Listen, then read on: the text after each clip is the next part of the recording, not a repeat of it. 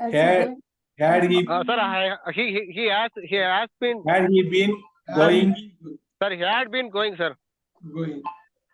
இப்ப பார்த்தா கஷ்டம் மாதிரி தெரியும், உங்களுக்கு ஈஸியா வந்துடும். இப்ப பாருங்க,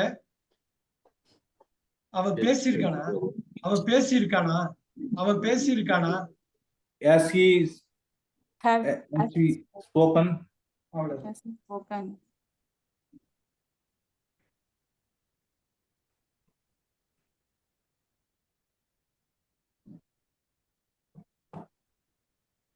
அவன் அவன் அவன் எப்ப தூங்குனான், அவன் எப்ப தூங்குனான், எப்ப தூங்குனா when When did he sleep? when did he sleep? இவ்வளவுதானுங்க. இவ்வளவுதான். நீங்க கரெக்டா கொண்டு வந்து பிராக்டிஸ் மட்டும் பண்ணீங்கன்னா Sir, தமிழ் when யோசிக்கிற he அதே slept டயத்துல கேட்கலாமா sir? Sir, when he slept ன்னு கேட்கலாமா sir? சொல்லுங்க. When he slept அப்படின்னு கேட்கலாமா? வேண்டாம், அதான் வேண்டாம். அதான் நீங்க டிட்ட உடைக்கணும். நீங்க அது வந்து broken இங்கிலீஷ்பாங்க. Okay, நீங்க okay. உடைக்காம பேசுனா உடைக்காம பேசுங்க. when did he sleep தான் கரெக்ட். Okay, ஏன்னா நீங்க when he slept ன்னு வராது, அப்படி வராது வார்த்தை. அதனாலதான் சொல்றது, அந்த 23 வார்த்தை நான் போட்டேன் இல்லைங்களா, இன்னைக்கு 15 வார்த்தைக்கு மேல அதுல பாத்துட்டோம். அந்த 23 வார்த்தையும் கரெக்டா யூஸ் பண்ணணும். இப்ப பாருங்க, நீ எங்க போற, நீ எங்க போற, நீ எங்க போற, Where do you go? நல்லா பாருங்க, நீ எங்க போற, where did you go where did you go Where do you go? where do you go. where do you go Where do you go?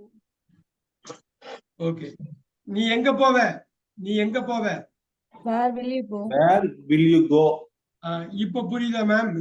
ஏன்னு இதை உடைச்சா மட்டும்தான் நீங்க வித்தியாசப்படுத்த முடியும். Okay sir, I understand. இது ஒரு கலை வடிவமா, ஒரு ஆர்ட் ஃபார்மா பாருங்க. ஒரு ஆர்ட் ஃபார்மா பாத்தீங்கன்னா ரொம்ப இதா இருக்கும். ஏன்னா ஒரு வார்த்தையில 8 இது சப்ஜெக்ட மாத்தி மாத்தி அதே வகுப்பு போடுறாங்க. தமிழ்ல அப்படி மாறி இருக்குங்க. அந்த அடிப்படை வித்தியாசம் தெரிஞ்சா போதும். நீ ஏன் போன, நீ ஏன் போன, நீ ஏன் போன, Why do you go? why why did you go Why did you go? சோராக்கியா கம்மியா அப்பா வராங்க. go அப்பா அங்க போச்சு. why did you go why did you go நல்லா பாத்துக்கங்க. நான் Why did மியூட் பண்றேன், நீங்க அன்மியூட் பண்ணிட்டு கட்டாயமா சொல்லலாம். இது பாருங்க, அருமையான ஒரு கொஸ்டின் கேட்டாங்க. why you where you went நீங்க போலாம், where you go நீங்க வந்து அப்படியே ஸ்லெப்ட்னு நீங்க சொல்லலாம். இது எல்லாமே பண்ணலாம்னு பிரிச்சா மட்டும்தான் நம்மளால வந்து முழு கான்வர்சேஷனை இது பண்ண முடியும். நீ போனியா பாருங்க, போனியான்னு ஒரே வார்த்தை தான், நீ கூட கிடையாது. போனியா, did you go அவ்வளவுதாங்க. போனியா அவ்வளவுதாங்க. did you go அது நல்லா பாத்துங்க. இங்கிலீஷ்ல அதை நீங்க சொல்லியே ஆகணும். ஏன்னா ஒரே சப்ஜெக்டுக்கு ஏகப்பட்ட சப்ஜெக்ட்ஸுக்கு ஒரே வார்த்தை வரும். அது சப்ஜெக்ட கொடுத்தே ஆகணும். தமிழ்ல சப்ஜெக்ட் கொடுக்க வேண்டாம், ஏன்னா அது வேர்புலயே பவரா உள்ள உட்காந்துருக்கு. அதனாலதான் அந்த வித்தியாசத்தை நீங்க புரிஞ்சுக்கணும். ஏன்னா இத முதல் நாள் கிளாஸ் எடுக்கிறப்ப இவ்வளவு பாயிண்ட்ஸ் நம்ம பேசியிருக்கோம். நீங்க எவ்வளவு ஞாபகம் வச்சுக்கணுமோ அவ்வளவு தூரம் நீங்க ஞாபகம் வச்சுக்கணும். ஏன்னாக்கா இந்த ஹாவ், ஹாஸ், டு, இப்ப நான் ஒண்ணு கேக்குறேன். இப்ப பாருங்க, நீ டெண்டுல்கரை பாத்திருக்கியா, நீ டெண்டுல்கரை பாத்திருக்கியா, have you seen Tendulkar Have you seen? have you seen Tendulkar இதுதான் இந்த இடம் தான் அருமையா சொன்னாரு. have you seen டெண்டுல்கர் நேரடியா பாத்திருக்கியாங்கிறது தான் கேள்வி. இதுல ஏன் இந்த பாயிண்ட் இருக்கு? ஆனா நேற்று கோயம்புத்தூர் வந்திருக்காரு Tendulkar. did you see Tendulkar yesterday? நல்லா பாருங்க. did you see the Tendulkar yesterday? Okay. yesterday at airport at the airport நீங்க போடலாம். yesterday நீங்க போடுறீங்கன்னா என்னன்னா ரொம்ப முக்கியமா ஞாபகம் வச்சுக்கிறது